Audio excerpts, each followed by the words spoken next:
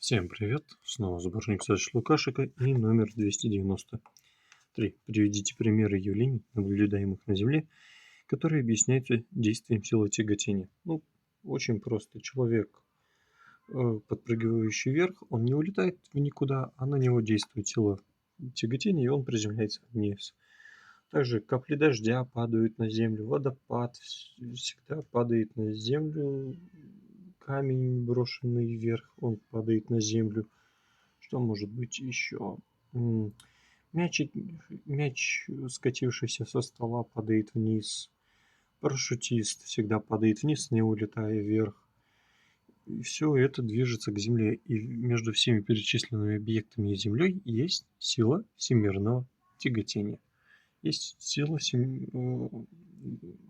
взаимодействия, притяжения. Надеюсь, было понятно и полезно. Удачи. Пока.